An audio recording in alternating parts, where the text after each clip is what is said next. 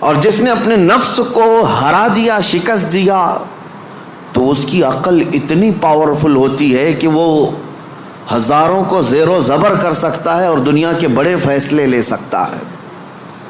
جس نے اپنے نفس کو کنٹرول میں رکھا، اپنے خواہشات کو اپنے تابع رکھا، خود اس کا غلام نہیں بنا۔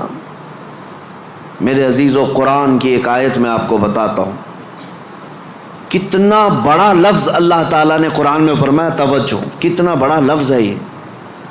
ارأیت من اتخذ الہہ ہوا، اے محبوب کیا آپ نے نہیں دیکھا کچھ لوگ ایسے ہیں جنہوں نے اپنی خواہشات کو اپنا خدا بنا لیا۔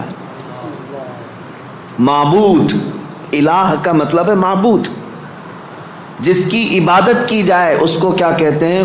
معبود۔ اور قرآن کہتا ہے کچھ لوگ ایسے ہیں جنہوں نے اپنے نفس کو، اپنی خواہشات کو اپنا معبود بنا لیا۔ یہ قرآن کی آیت ہے، 2 جگہ آئی ہے۔ اب اتنا بڑا لفظ نفس کے لیے اللہ فرما رہا ہے کہ کئی لوگوں نے اس کو بت بنا لیا، اپنا معبود بنا لیا۔ کیوں؟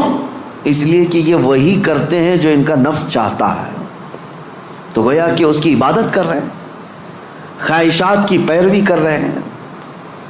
نفس صبح اٹھا، گناہ کی طرف کھینچا، آپ چل پڑے، گویا کہ اس کی عبادت میں لگے ہوئے ہیں۔ کبھی تو اسے شکست دو، کبھی تو اسے ہراؤ۔ رات کے وقت گناہوں کے اڈوں پر جانے کی جیسی خواہش ہوتی ہے، کیا اپنے آپ کو مارتے ہو؟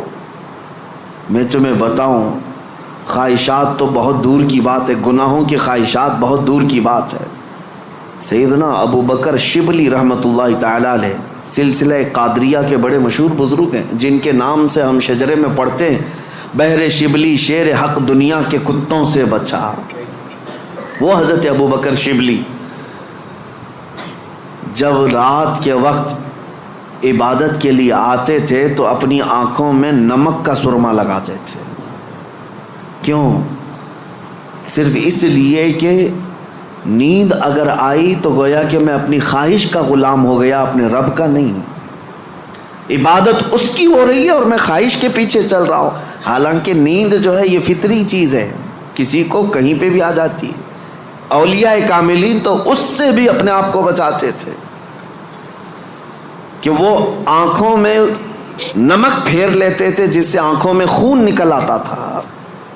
لوگ کہتے بھی تھے تو کہتے کہ اگر اللہ کی عبادت کے دوران اونگ آتی ہے، جھپکی آتی ہے، تو ان آنکھوں کی سزا یہی ہے کہ انہیں نمک لگا دیا جائے۔ اور حضرت شاہ مینا رحمۃ اللہ علیہ لکھنؤ میں آرام فرما ہے، حضرت شاہ مینا، ان کا حال تو یہ تھا کہ جب رات کو عبادت کے لیے کھڑے ہوتے تو ایک اونچی دیوار پر وہاں کھڑے ہو کر نماز پڑھتے، ادھر بھی کھائی ہے ادھر بھی کھائی ہے، کھڑے رہتے۔ لوگ کہتے کہ نماز پڑھنے کے لیے اتنی جگہ ہے، اس دیوار پر کیوں جا کر نماز پڑھتے ہیں؟ حضرت شاہ مینا فرماتے تاکہ میں ہمیشہ اللہ کی عبادت میں مصروف رہوں، اگر نیند آئی تو میرا جسم دیوار سے نیچے آ سکتا ہے اور اس جسم کو وہی سزا ملنی چاہیے جو اپنے رب سے غافل ہوتا ہو۔ نفس کے خلاف وہ اولیاء جنگ کرتے رہے، لڑتے رہے۔ سب سے بڑی خطرناک چیز آج ہمارے ساتھ جو چل رہی وہ ہمارے خواہشات سے، اور میرے آقا صلی اللہ علیہ وسلم ارشاد فرماتے ہیں لا یؤمن احدکم حتی یکون ہواہ تبعا لما جئت بہ، تم میں سے اس وقت تک کوئی مومن نہیں ہو سکتا جب تک اپنی خواہشات کو میری مرضی کے حوالے نہیں کرے گا۔ تم ویسا جب تک نہیں کرو گے جیسا رسول اللہ چاہیں، تب تک تم مومن نہیں ہو۔ تم وہ کرتے ہو جیسا تم چاہتے ہو، تمہاری مرضی، تمہاری خوشی، تمہیں جو اچھا لگا وہ کرنے لگے۔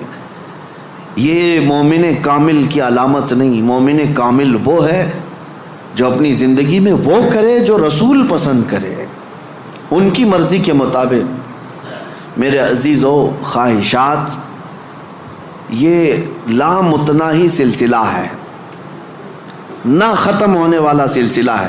کسی بھی خواہش کا کوئی اینڈ نہیں ہے، کر کے دیکھ لو۔ تمہیں اگر دولت کی خواہش پریشان کرتی ہے تو کماؤ کماؤ کماؤ، کہاں تک جاؤ گے؟ کبھی بھی پیٹ نہیں بھر سکتا۔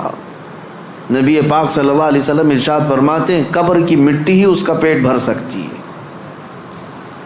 کسی بھی خواہش کا اینڈ نہیں ہے دنیا میں، جو خواہشات ہیں۔ مال کی خواہش، میں یہ نہیں کہہ رہا کہ کسی کو مال کمانا ہی نہیں چاہیے، ارے میاں زندگی گزارنے کے لیے ہر ایک کو کمانا ہے، ہر ایک کو کمانا ہے، لیکن میں جس چیز کی مذمت کر رہا ہوں غلام بن کر کے پیچھے بھاگنا۔ جیسے فارسی میں کہا گیا ہے خوردن برائے زندگی اس نہ کہ زندگی برائے خوردن۔ کھانا جو ہے تمہاری زندگی کے لیے ہے، پوری زندگی کھانے کے لیے نہیں ہے۔ فرق دونوں میں سمجھ رہے آپ؟ مال تمہاری زندگی گزارنے کے لیے ضروری ہے، لیکن پوری زندگی مال کے لیے نہیں ہے۔ لیکن خواہشات کبھی ختم نہیں ہوتی۔ شہوت کی خواہشات، نفس جیسے جنسی عمل کے ذریعے سے اپنے جسم کو سکون پہنچانے کی کوشش کرتا ہے، وہ خواہشات بھی کبھی ختم نہیں ہوتی، کبھی ختم نہیں ہوتی۔ اگر اس نے اپنے اس گھوڑے کو، نفس کے گھوڑے کو آزاد چھوڑ دیا تو وہ کہیں پر بھی اس کی خواہشات جا کر رکتی نہیں۔ نہ وہ ایک عورت پر صبر کر سکتا ہے، نہ 10 عورتوں پر، نہ 100 عورتوں پر۔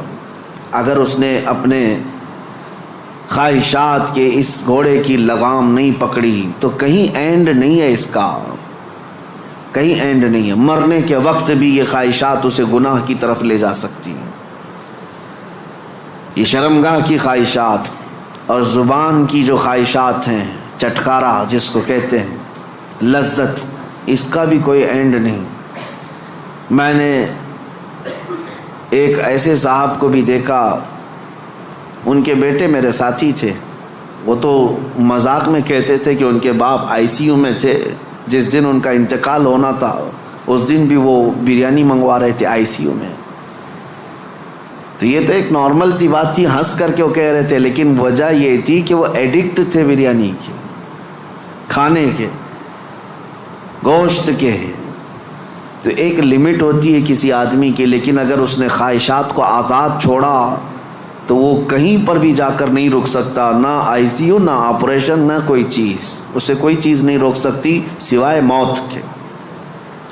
موت آنے تک وہ اپنی خواہشات میں ڈوبا رہے گا، ڈوبا رہے گا۔ خواہشات ایک سمندر ہے، وہ ختم نہیں ہوتا کبھی۔ اسی لیے میرے عزیزوں، جتنا کم ہو سکے سمیٹ لو اپنے آپ کو۔ دنیا تمہیں ہاتھ پاؤں مارنے سے کتنی مل سکتی ہے مجھے بتاؤ۔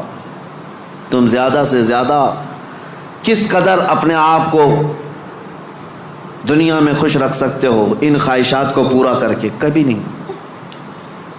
گناہوں میں یہ تمہیں ایسا برباد کر کے رکھیں گے خواہشات کہ تمہارے جسم مفلوج ہو جائیں گے۔ ایک دن موت کا وقت آئے گا، سارے درد تمہارے نکل رہے ہوں گے، دنیا سے جا رہے ہوں گے، لیکن ہزاروں داغ چھوڑ کر جا رہے ہوں گے زمین پر، اور اسی زمین میں دفن ہونا ہے۔ اس لیے اللہ نے قرآن میں فرمایا اپنے رسول سے، اے محبوب کیا آپ نے نہیں دیکھا کچھ لوگ وہ ہیں جو اپنے خواہشات کو اپنا معبود بنا لیا ہے، اپنا خدا بنا لیا ہے، اس کی پیروی کرتے ہیں۔ اب کرنا کیا چاہیے؟ ان خواہشات کا قتل جتنا ہو سکے اس کے خلاف جانا ہوگا۔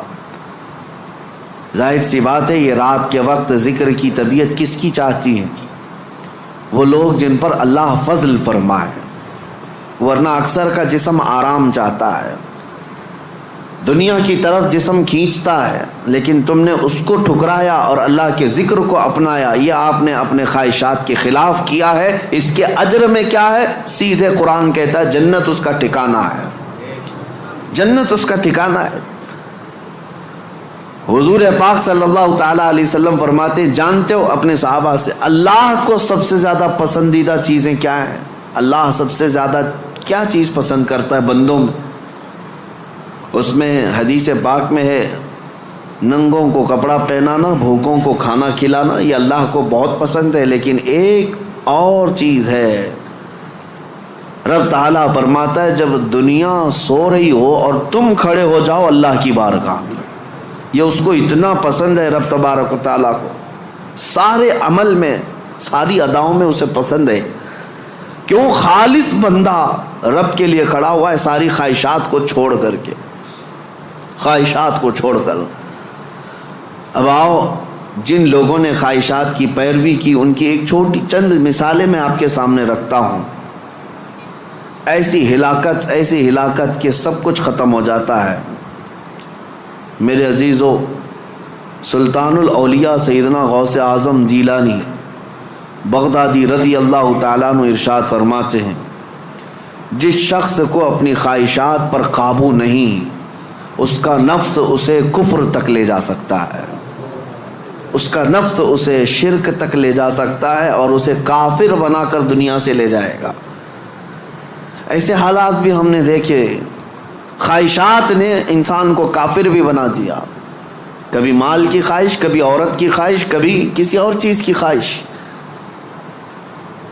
اللہ اکبر، وہ صحابہ کیسے تھے جنہوں نے اپنی ساری خواہشات کو میرے مصطفیٰ کی مرضی پر قربان کر دیا تھا. ہر چیز